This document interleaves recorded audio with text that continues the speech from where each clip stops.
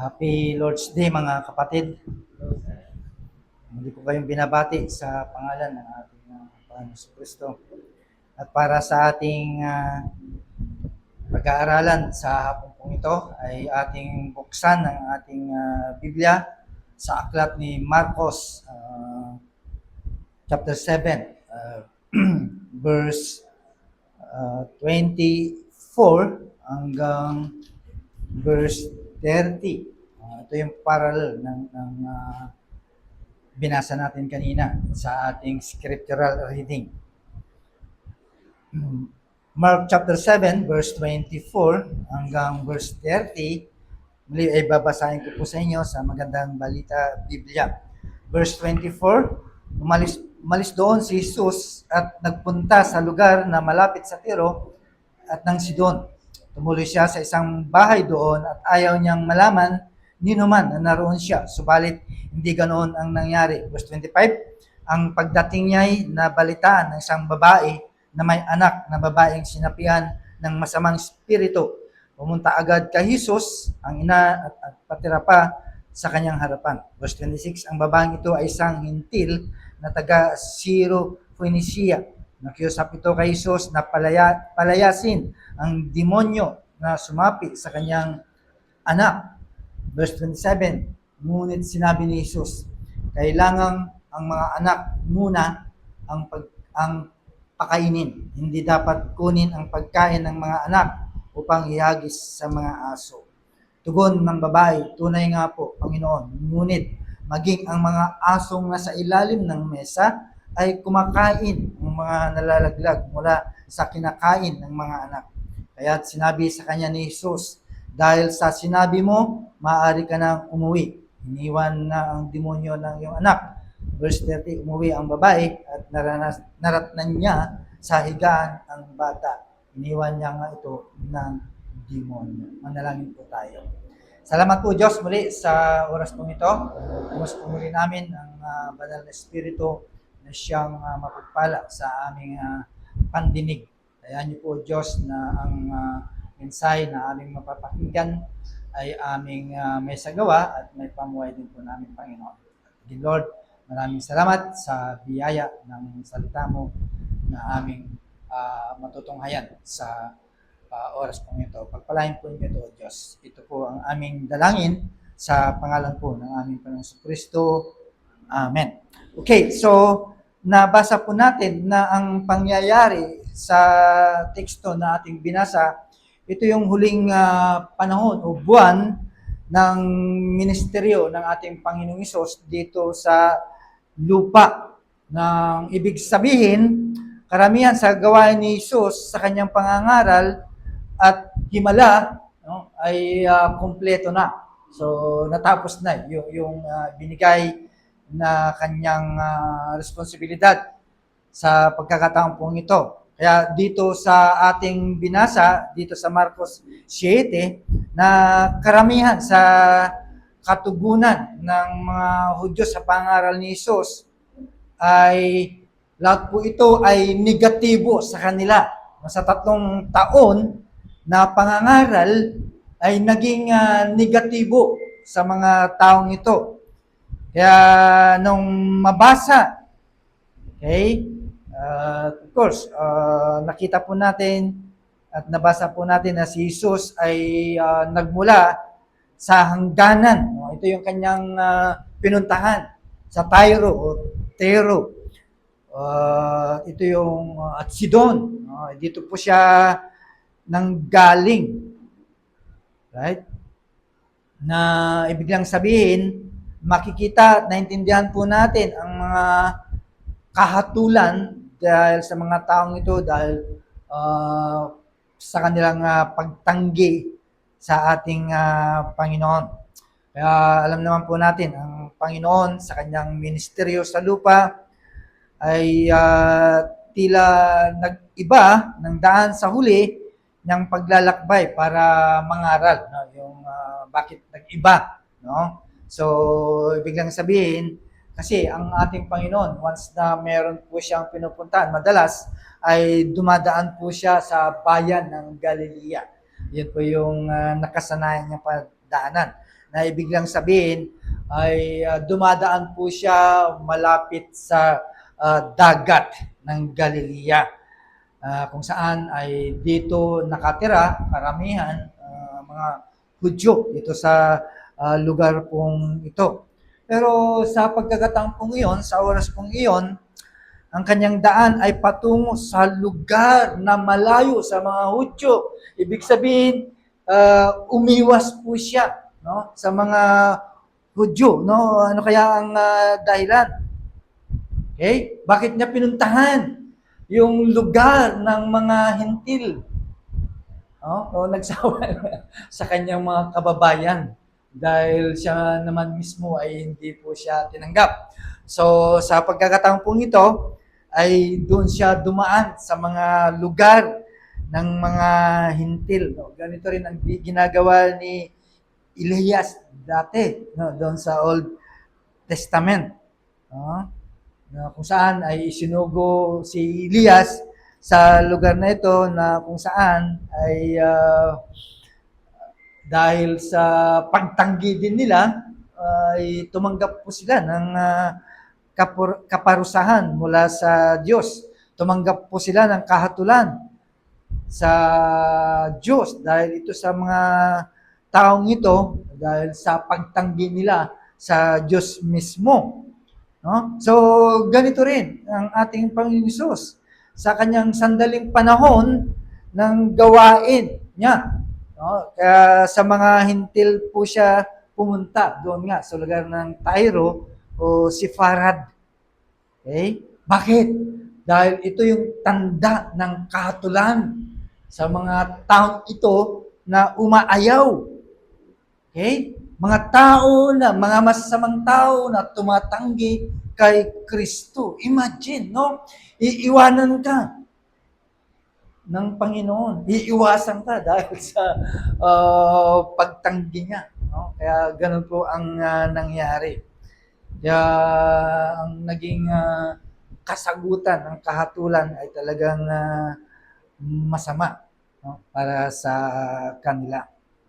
Pero sa pagkakataon pong ito, isa namang pagpapala, no? Sa isang babae. Itong babae pong ito ay isang Hintil. Isa po siyang wala siyang Diyos. No? Wala siyang Diyos, kundi yung mga iba't ibang Diyos-Diyosan ng kanyang Diyos. Okay? Nakikita po natin po dito, no? Kapag ang isang tao ay hinirang, no, ay talagang pupuntaan at dadaanan ng ating Panginoong Kristo. Right? Kaya yun po yung pambungad po natin na nakikita natin regarding po sa ating teksto. Kaya sa ating pamagat ng ating sermon ay ang sigaw ng pagliligtas. No? Merong tatlong punto na ating pag-aaralan. Una ay yung sigaw ng babaeng Hintil. Pangalawa, yung pagsagot ng Panginoon sa kanya. At ang pangatlo, yung pagiging mapalad ng Syrophoenician woman. Yung pagiging blessedness ng babaeng pong ito. Kaya una, ang sigaw ng babaeng Hintil, no? Bakit siya sumigaw? Alam po natin ang kanyang sigaw, di ba? So, during the time ay ang ating Panginoon ay nagpapahinga. Siguro, siyempre, sa kanilang paglakad, kaya dumating na time na sila ay magpahinga kasama ang kanyang mga alagad. Right? Sa isang bahay ng isang babae, no? Doon po sila nagpahinga. Ibig sabihin, merong sumalubong na tao para bigyan ng lugar para makapagpahinga ang ating Panginoon kasama ang kanyang mga alagad. No? Dahil sa karamihan ng tao doon ay merong isang babae na lumapit para makita ang ating Panginoon Kristo. Right? At sino po siya? Siya po ay isang hintil, isang bayan na kung saan ay ang kanyang kinalalagyan. Ibig sabihin, ito ang bayan na hindi kabilang sa bayan ng Israel. Kaya hiwalay po ito, ang bayan po. Kaya makikita po natin doon sa Matthew chapter 15 kanina sa ating scriptural reading, ay itong babaeng pong ito ay she was a Canaanian, no? Cananeo. Siya siyang Cananeo. Kaya dito sa impormasyon na nakuha po natin from Matthew chapter 15, siya po ay isang mamamayan, no? Isa po siyang citizen ng isang mayamang bansa. Mayamang bansa po ito, itong Phoenicia o Phoenicia. Okay? Na ibig sabihin, itong lugar pong ito ay nasa pangpang ng dagat ng Mediterranean. No? Katabi niya mismo ang dagat, no? Parang nasa Ruas Boulevard yung lugar sa malapit po sa dagat. So it means mayaman ang kanyang bansa. So ibig lang sabihin, ang babaeng pong ito ay siyang mamamayan dito sa bansang Phoenicia. Okay? Na kung saan ay nakatayo malapit sa dagat na ito. Of course, kung titignan po natin, siya isang spiritual na mamamayan na biglang sabihin, taga ron po siya, isa po siyang mamamayan po doon, which is total, hintil naman po siya. Ibig sabihin, kasama po siya, isa po siya sa mga sumasamba sa mga Diyos-Diyusan. No? Kay Baal, doon, yun po ang kanyang Diyos. Ito yung mga tao na kung saan sumasamba sa mga bituin, sa araw, at mga iba pa. No? Kung titignan po natin, talagang walang mga Diyos na totoo po ito. Imagine, from her youth, mula sa kanyang kabataan, ay talagang likas na po siya na pagano. No? Until sa dumating, kung saan ay binago siya ng Panginoon sa panahon pong iyon. At sinasabi po ng ating teksto. No? And apparently, totoo, ay siya talaga ay balo ang babae pong ito. Now, sa kanyang kinalalagyan, of course, bilang ina, siya ay nahihirapan dahil sa kalamidad na kanyang nararanasan at dinadaanan ng kanyang anak. Right? Anak niya po yun. Kaya siya yung lubhang nahihirapan. Right? Doon sa Matthew chapter 15, verse 22, ang anak niya ay talagang lubhang nahihirapan. Pinapahirapan po siya ng isang demonyo. Ibig sabihin ay talagang sinasapian po siya ng demonyo ang bata pong ito. Okay? At madalas na talagang sinasapian. Walang pinipiling lugar ang pagsapi ng demonyo sa kanya. Kaya kapag nasapian, talagang umaasta na ang batang ito ay talagang hindi may pailiwanag sa kahirapan na nararamdaman. Kaya yung puso ng kanyang ina ang nagbigay para magkaroon ng pagkakataon na ilapit ang kanyang sitwasyon sa ating Panginoon. Now, dahil sa pangyayaring po iyon, maaring ang babaeng ito, maaring narinig niya ang patungkol sa ating Panginoong Hesus, or maaring narinig niya yung pangangaral sa ibang lugar. Okay? Or maaaring nakarinig siya ng mga sermon regarding sa demon possessed. No? Kaya ang isip niya, nagkaroon ng pagkakataon na dahil sa kanyang mga ginawa, dahil sa kanyang mga kasalanan, dahil sa kanyang pagsamba, o maaaring ito yung kanyang inisip na kadahilanan, kaya sinasapian ang kanyang anak, no? Of course, maaaring yun yung kanyang naisip na kadahilanan kung bakit na-demon possess ang kanyang anak. Right, so ibig lang sabihin, ang kanyang anak ay dahil sinasapian, ay walang pwedeng kumontrol po dito. Okay? Hindi niya kayang kontrolin. Sino man na tao ay hindi pwedeng kontrolin. Dahil, of course, ang kanyang anak ay hindi lamang na demon possess, kundi dahil sa kasalanan na rin, no? Dahil na rin sa walang pananampalataya, of course, ang demonyo ay ginapos ang bata pong ito. No? Kaya nalaman tuloy ng babae, doon nagsimula kung bakit nalaman po niya ang masamang sitwasyon ng kanyang anak. Maaring ito yung kanyang nakita dahil sa kanyang pagkakasala, dahil sa kanyang kasamaan.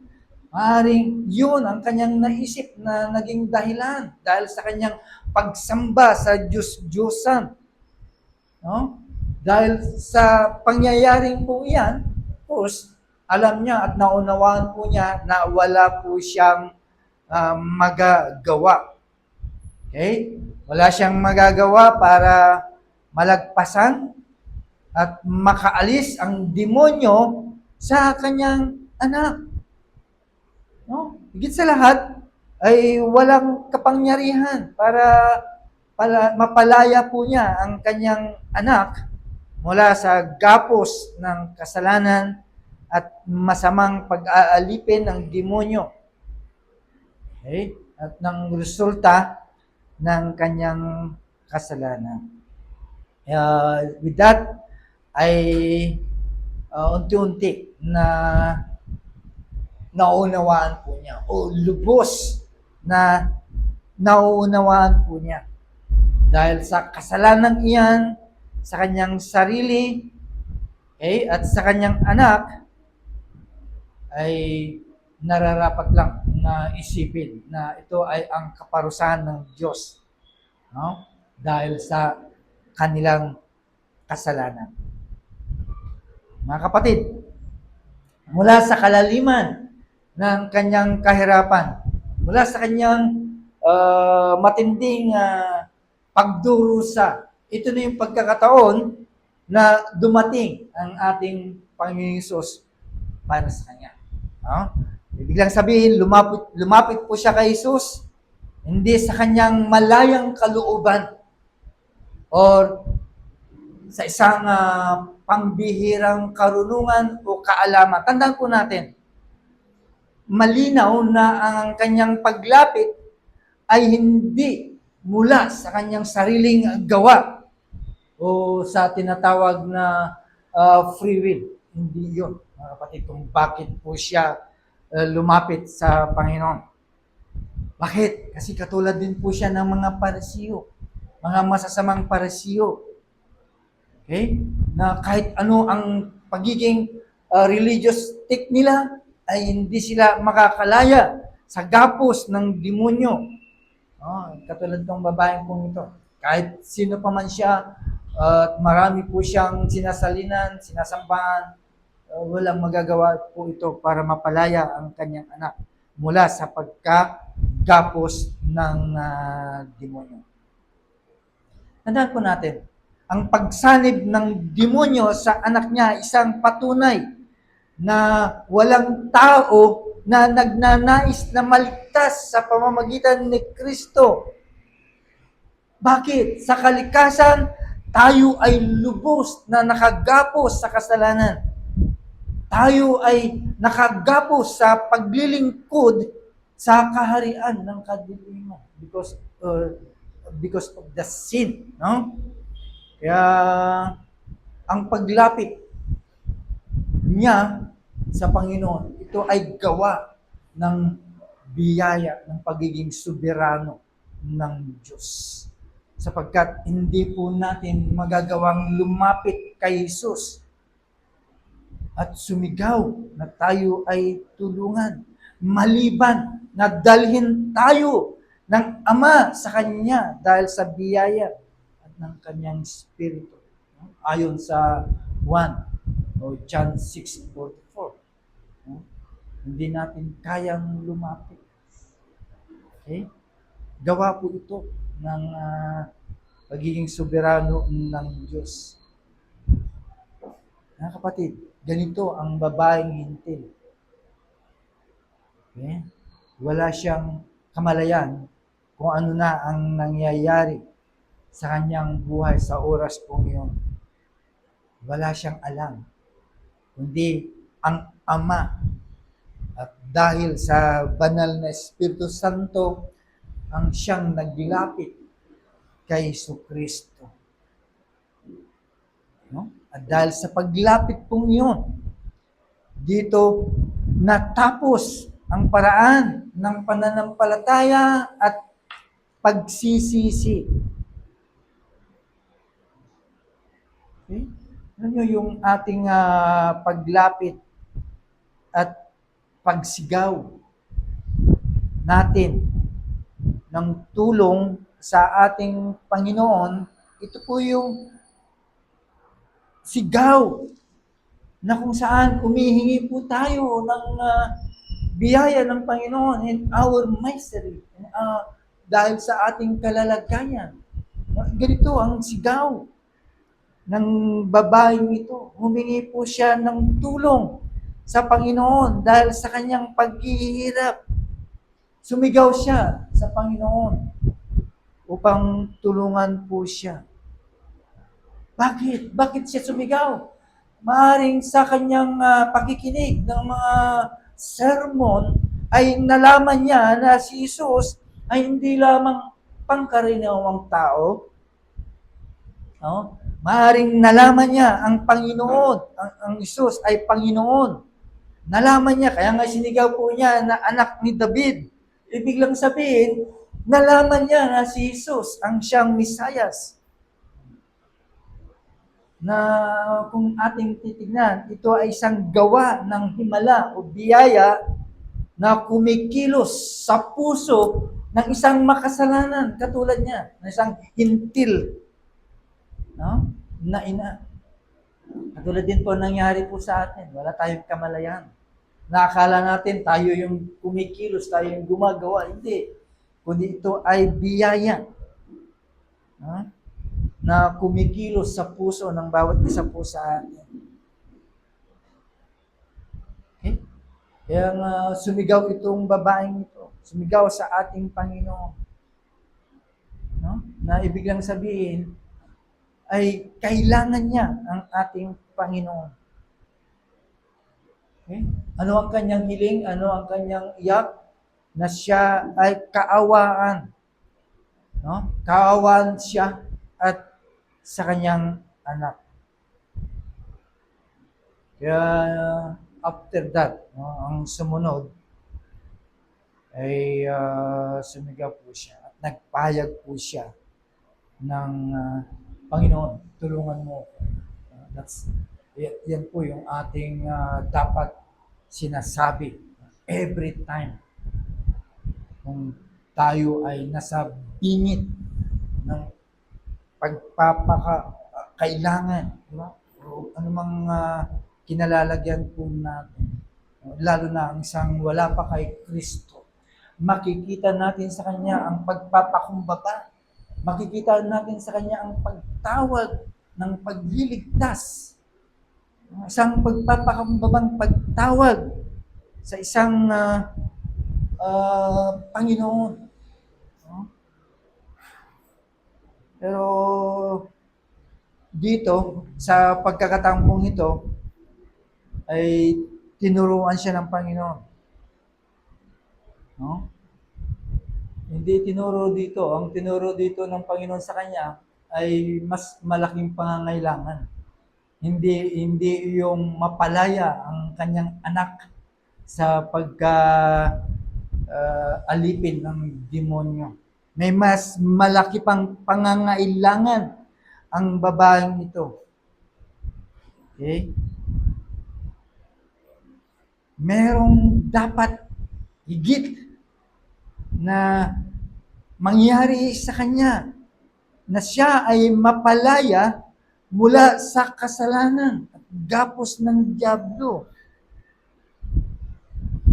Okay? Kaya mga kapatid, ang babaeng kong ito ay hindi yung magkaroon po siya ng kaginhawaan na mapalaya ang kanyang anak dahil sa kanyang sitwasyon, kundi yung magkaroon po siya ng sariling kaligtasan at pananampalataya. Okay? Na mga pangako ng Diyos sa bawat sumasampalataya.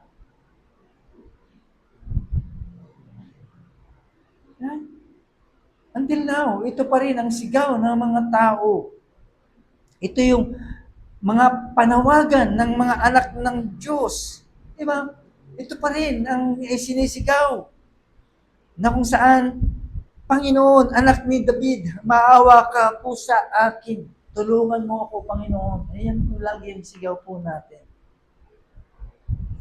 Diba? Ito ang dapat panawagan. Ito yung dapat lumalabas sa bawat makasalanan na katulad po natin. Ay ang isigaw po natin na tayo po ang maligtas. Tandaan po natin, ang Diyos Ama ang maglalapit sa atin kay Kristo. No? Sa pamamagitan ng kanyang biyaya at gumagawa para tumawag ang isang makasalanan. Para tumawag po siya, tawagin po niyang Panginoon na siya ay kahabagan. Okay? Bilang anak ng tipan, no? Yan po yung magiging sigaw sa lahat ng mga anak ng tipan. At yan ang magiging sigaw ng bawat isa na siya ay kahabagan ng Diyos. Okay? At yan po yung nangyari dito sa babaeng hintil. Now, tingnan po natin yung sagot ng Panginoon sa kanya. Hindi naman niya sinagot kagad, di ba? Okay, nasa iyong kaligtasan, pero pinadaan pa niya sa isang patanong na ibig sabihin, gusto niyang siguraduhin, gusto niyang ipakita sa babae na hindi lamang tumataw dahil meron kang problema. Di ba?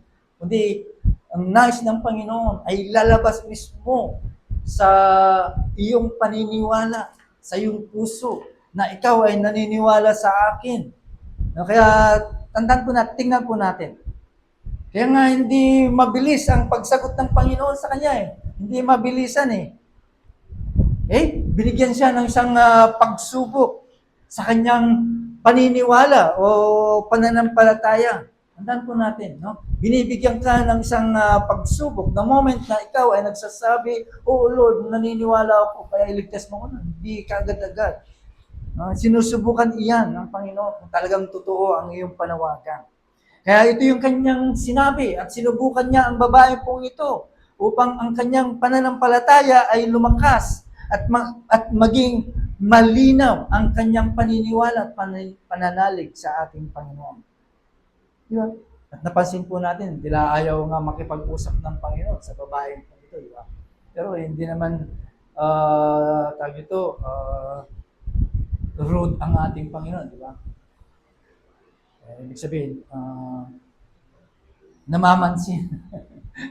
Pero sa pagkakataon pong ito, ay hindi niya pinansin ang babaeng ito. Kaya tingnan po natin, no? Kasi parang ayaw ng Panginoon na makipag-usap sa babaeng pong ito. Kaya sabi po ng teksto po natin, no, ang ating Panginoon dumating doon sa bahay na kanilang pinuntahan. siya ay nagpahinga. Pagkatapos magpahinga ay sila ay naghapunan, no? Kasama ang kanyang mga alagad at ang pamilya ng may-ari ng bahay pong yun. Napakapalad nung bahay na napuntahan ng Panginoon, no?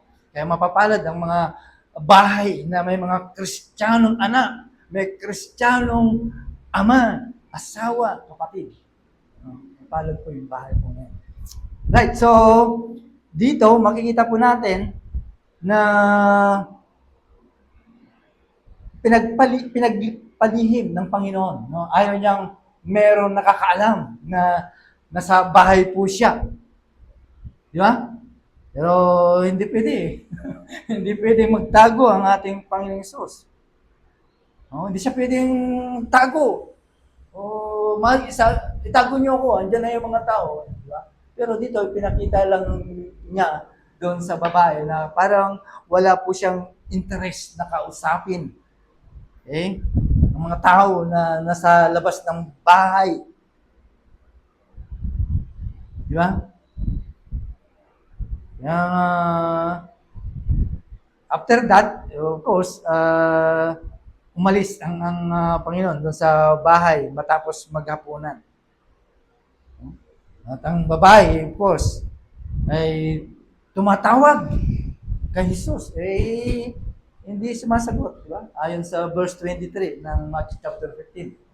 Hindi niya sinasagot ang babae. Hindi naman bastos ang ating Panginoon.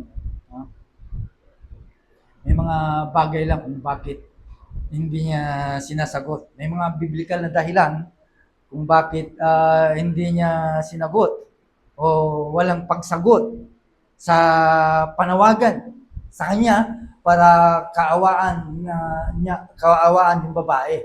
May mga biblical na kadahilanan. Di ba? Kaya nung hindi na sagutin ni Jesus ang babaeng pong ito, patuloy pa rin na nakiusap ang babae para kaawaan po siya para sa sarili niya at sa kanyang anak. Kaya nainis na yung mga alagad, di ba? Nainis na. Pwede ba akong patigilan? Pwede bang itaboy na ang mga yan? Kaya ito yung mga hiling ng mga alagad. Talagang mga bad to na mga alagad na ito. Pero sinabi ng Panginoon, okay?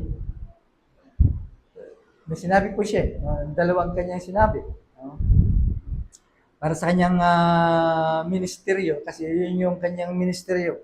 Ang sabi niya, ay hindi para sa mga hintil, no? Kundi sa mga nawawalang tupa sa bahay ni Israel. Diba? Otherwise, hindi naman karapat-dapat makipag-usap ang mga Kananiyo.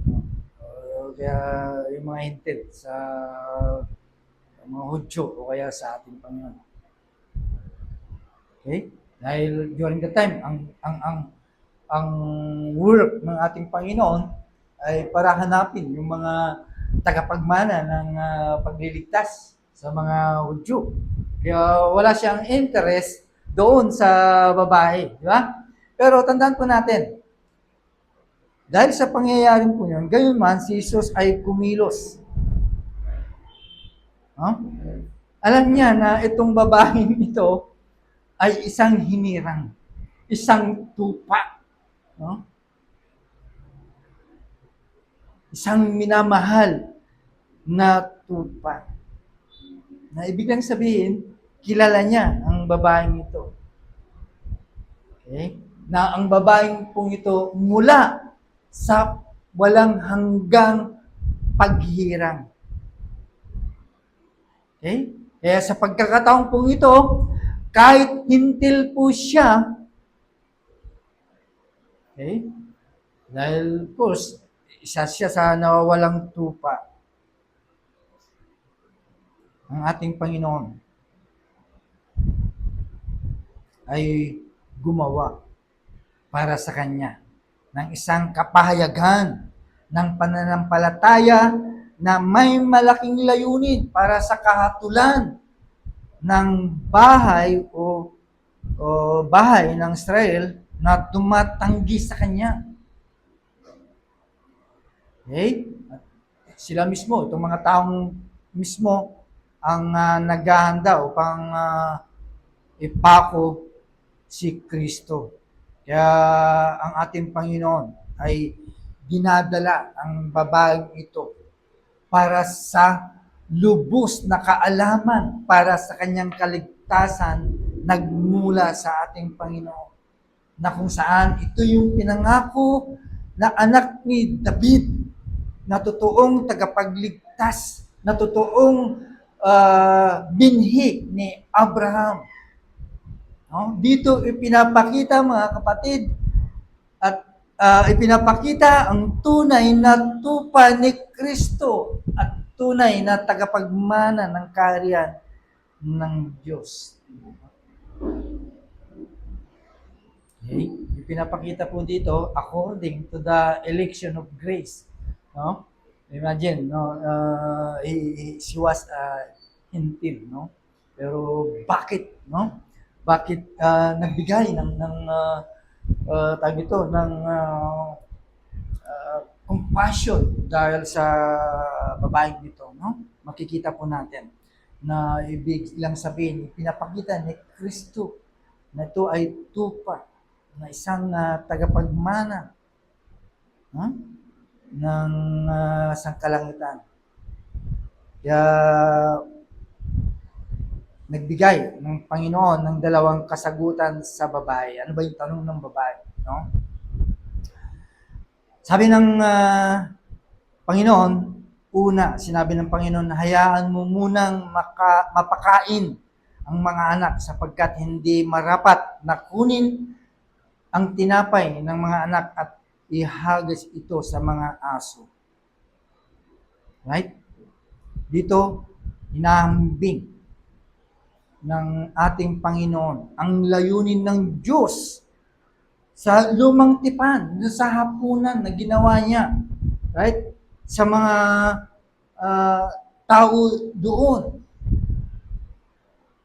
Okay? Na kung saan ang mga taong ito sa kanila ibinigay lahat ng mga pribilehiyo. They give them the privileges of the covenant. Meron silang scripture at alam nila na ang Diyos ay gumagawa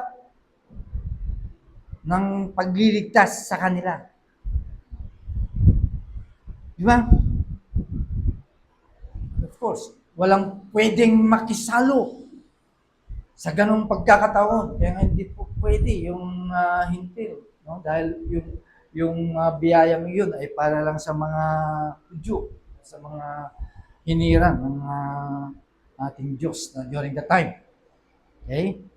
Kaya it was not a proper. Okay? Hindi daw tama na ibigay yung pagkain sa mga aso. Imagine, aso pa ang turing. Sa mga hindi kasapi sa mga bayan ng Israel, no? Mga aso. Kaya hindi tama ang pagkain para sa mga anak ay ibigay sa maliit na aso sa bahay. Anong ginawa po ng babae po nito? Hindi po siya nagreklamo. No? Hindi siya tumanggi. Hindi siya sumigaw, kundi siya ay nagpasakop. No? Nagpasakop po siya sa salita ng ating Panginoon. Nagpasakop po siya sa mapakumbabang salita ng Panginoon. Okay? Sumagot po siya at hindi siya tumutol na siya ay ihambing na isang aso sa bahay.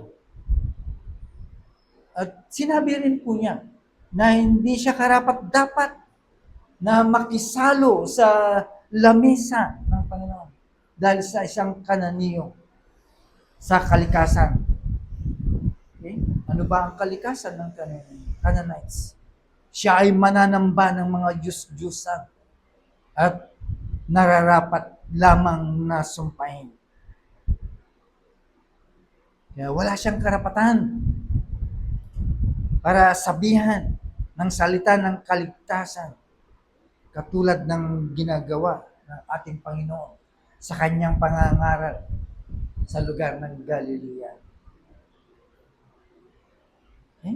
Pero dito ay talagang nagpasakop ang babae pong ito sa pagiging soberanong layunin ng Diyos para sa katubusan sa lumang tipan. Ibig lang sabihin, alam niya ang plano, okay, ng Diyos during that time. Kaya alam niya na hindi tama o normal ang sangkanali mga hintil na sila ay kasama sa tipan ng kaharian ng Diyos panahon ng kalawalatian. Diba? Wala siyang karapatan po doon. Pero sa pagkakataon po yun, tinanggap niya ng kusa ang pananampalataya upang makita ang ibinigay ni Jesus sa pagkakataon ng kanya upang matulungan.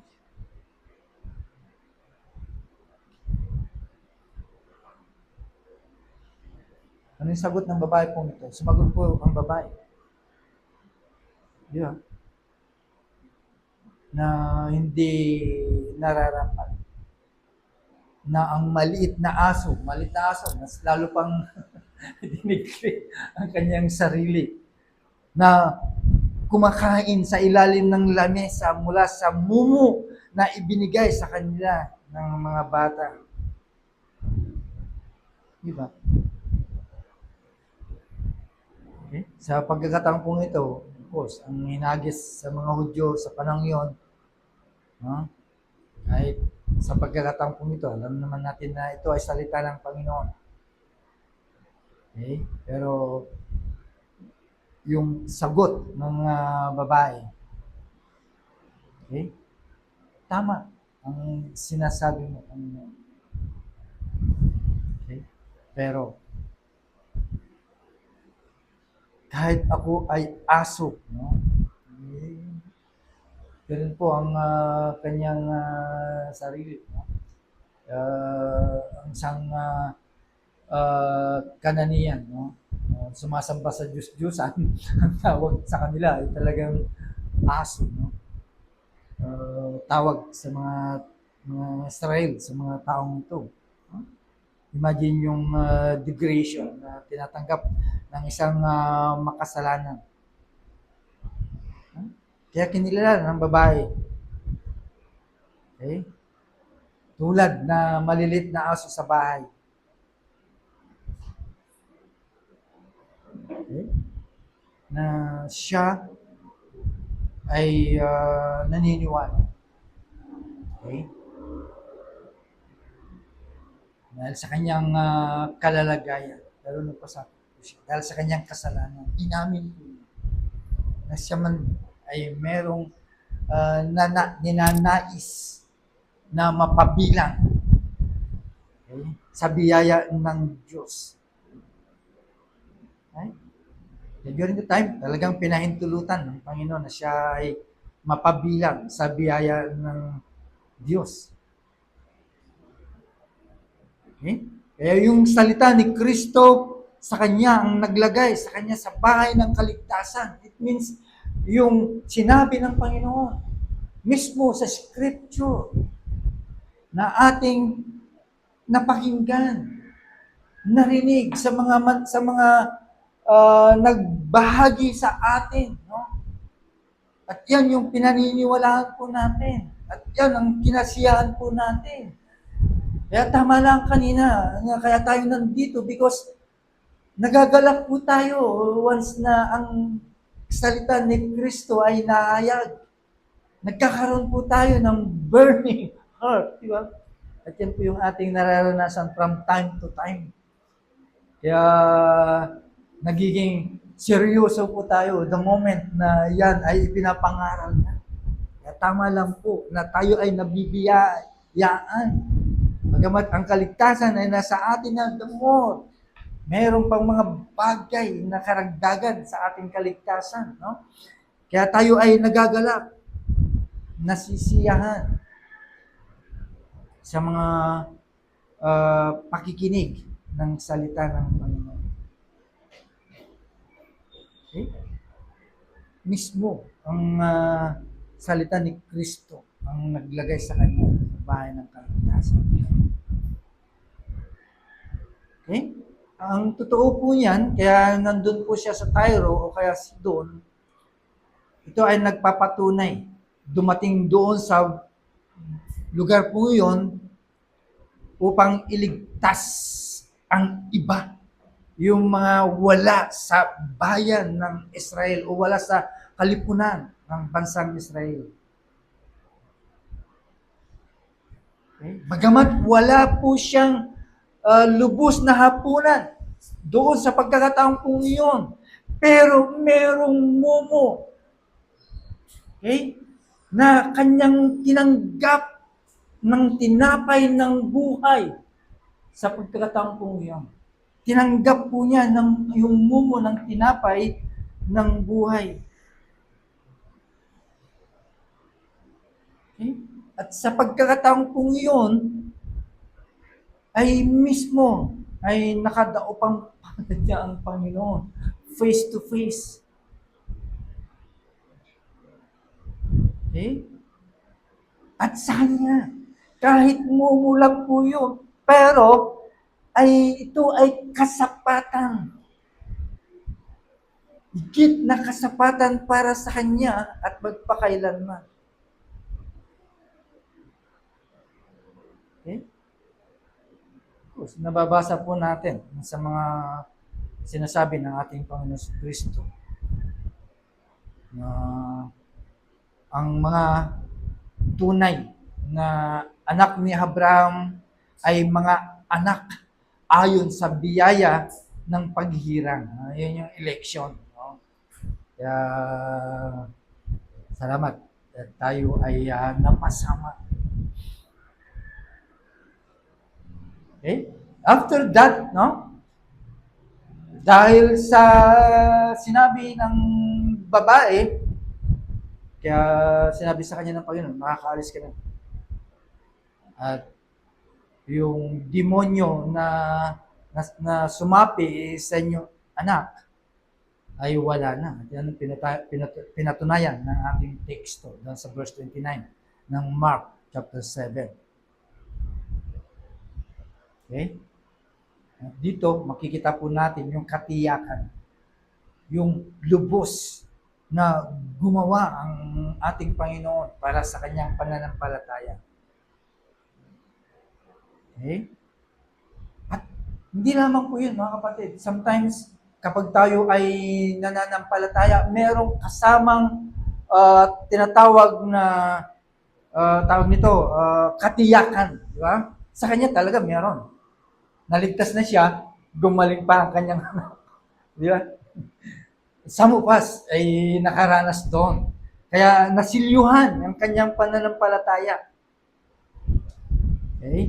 Merong bonus dahil hindi lamang po iyon naligtas at gumaling ang kanyang anak at napalaya dahil sa pagkasapi ng demonyo.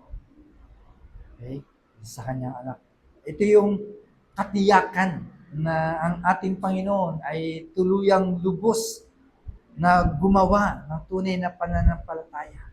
Tinatakan ni Kristo ang pananampalatayang ng babae na merong kamanghamanghang himala. Sometimes it happens to us. Okay? Dahil sa salita ng ating Panginoon doon sa ina, imagine how powerful ay umalis ang demonyo. Lumayo ang demonyo sa kanya. Tapos magagawa po ito ng ating Panginoon. Okay? Bilang ating Panginoon, bilang tagapagligtas, okay, magagawa rin din niya ito. Hindi lamang dito sa babae, no? Na sa ganung pagkakataon ay talagang winasak ng Panginoon ang kapangyarihan ni Satanas. Okay? He broke the power of Satan. Pinalaya niya the covenant home from the curse of sin. No? Kasama pala ito sa sa covenant, no? Ang babae po nito. Okay? At sa pamamagitan ng kanyang kamatayan. Okay? Kaya ang tanong, sinagot ka ba ni Jesus when you cry to Him for mercy? Okay? Nakita na ba natin, na-realize mo ba ang lalim ng iyong pagiging depravity sa kasalanan? Kaya mga kapatid, o sa mga wala pa kay Kristo, turn to Christ. Cry. No? Turn and cry to the Lord.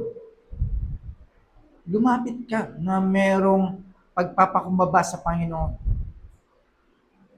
At aminin mo that you are nothing and you are in great sinfulness before Him.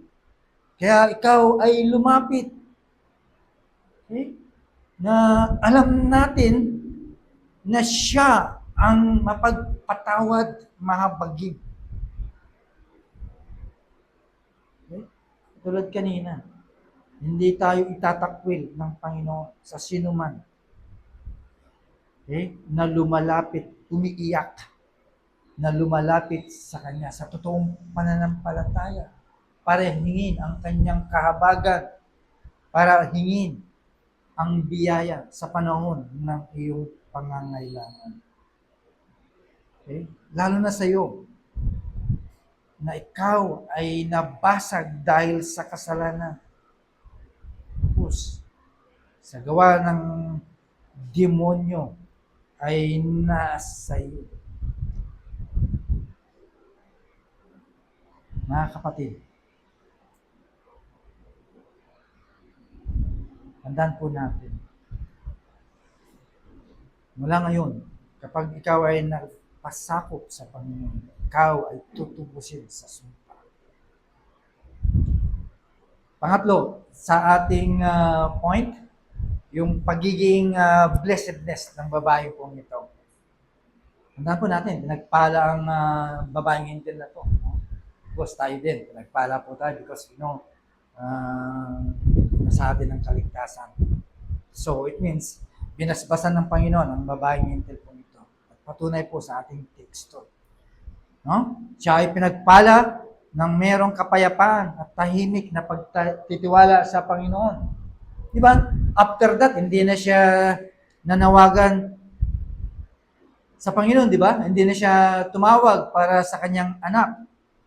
Na ibig lang sabihin, ang babaeng pong ito ay umuwi ng tahimik na may kapayapaan at pagtitiwala sa Panginoon. Tinanggap niya ang kagalingan ng kanyang anak sa kapayapaan kasama ang Diyos. Hinatid ni Kristo ang kaligtasan sa tahanan ng tipan sa araw na iyon. Sa araw na iyon, ang kaligtasan ay nandoon sa babae kasama po siya sa tipan ng biyaya.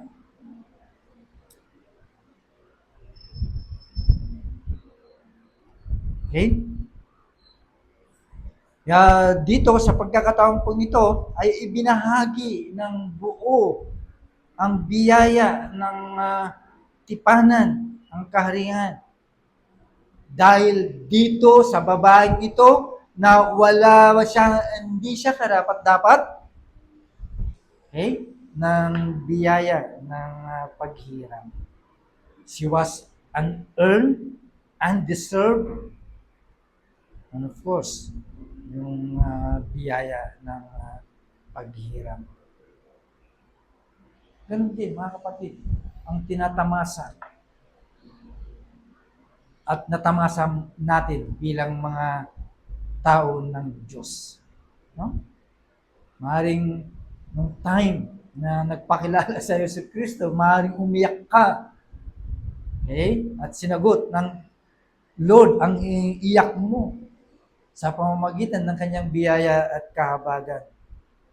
No? Na time na ikaw ay naligtas, maaaring ikaw ay umuwi ng merong kapayapaan at merong katahimikan sa ating Panginoon. Di ba? Pinagpala tayo ng ating tipan ng binhi kasama ng pananampalataya. No? Pinagpala ka ng pag-ibig kay Kristo. At kapayapaan sa iyo at sa iyong bahay. Mga kapatid, ito ang layunin. No? If your faith, kapag ito ay sinusubok, okay? Bakit sinusubok minsan ang pananampalataya po natin? Upang ito ay palakasin. Upang palakasin ang ating pananampalataya kay Kristo. Okay? Para lubusan na tayo ay sumampalataya sa Kanya. Again, ang tanong, ikaw ba ay sumasampalataya sa Kanya? Dapat lang.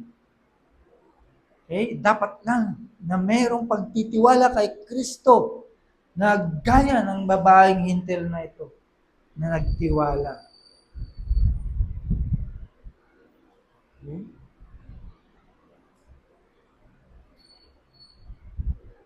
Dapat lang.